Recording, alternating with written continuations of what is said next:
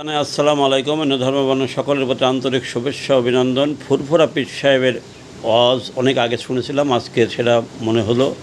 তিনি বলতেন, পড়ে দেখে শুনে জ্ঞান আর আধ্যাত্মিক জ্ঞান অনেক পার্থক্য। আধ্যাত্মিক জ্ঞান ফরজ ওয়াজিব সুন্নত পালন করে নফল ইবাদত বেশি বেশি করলে তার ভিতর আধ্যাত্মিক জ্ঞান হাসিল হবে। কেউ যদি বলে ইসলামী দলের সে নেতা, তাকে আধ্যাত্মিক জ্ঞানে হাসিল হতে হবে, সে ভালো মন্দ বুঝ তার ভিতর থাকতে হবে, সহি বুঝ থাকতে হবে। আলেম দুই প্রকার, দুনিয়াদারি আলেম আর হক্কানি আলেম।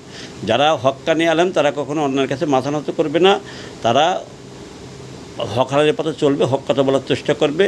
তার ভিতরে আধ্যাত্মিক জ্ঞান হাসিল হবে, সে ভালো মন্দ কোনটা বুঝতে পারবে, কোনটা দুনিয়াদারি আর কোনটা আখেরাতের জন্য কাজ বুঝতে পারবে। তাই বর্তমান হিন্দুদের পূজায় ইসলামী সংগঠনের দাবিদার, ইসলামী নেতার দাবিদার, তারা যাচ্ছে, গীতা পাঠ করতেছে, আরতি দিচ্ছে, বিভিন্ন রকমই করতেছে। কিন্তু যখন শেখ হাসিনা বলেছিল যে উৎসব যার যার আনন্দ সবার, তখন বিরাট অন্যায় করে ফেলেছিল।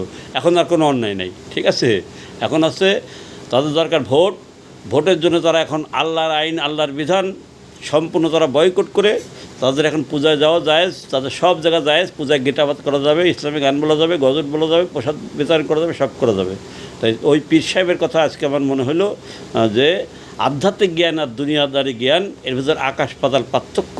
দুনিয়াদারি জ্ঞান যারা খালি বইয়ে পড়ে যারা জ্ঞান হাসিল করবে, তারা জানতে জানতে অনেকে জানা আল্লাহ হয়ে যাবে, কিন্তু তারা মানবে না।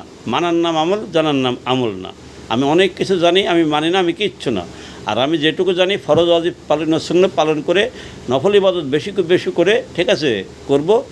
কুদরতি জ্ঞান হাসিল হবে আল্লাহর তরফ থেকে। সে ভালো মন্দ তার ভিতরে সহি বুঝ আসবে, সে কোনটা ভালো আর কোনটা মন্দ সে তার মনের থেকে বুঝ পেয়ে যাবে।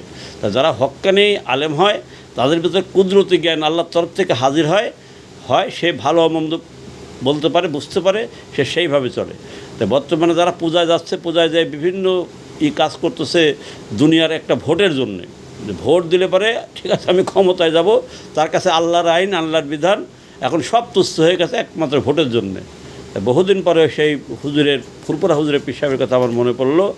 তিনি যে কথা বলেছিলেন বাস্তব সত্য কথা। দুনিয়াদারি আর হক্কানি আলেম এক নয়। দুনিয়াদারি আলেম অনেক কিছু সে নিজের স্বার্থের জন্য করে, কিন্তু হক্কানি আলেম যে হয় সে কখনো দুনিয়ার কাছে মাথা নত করে না।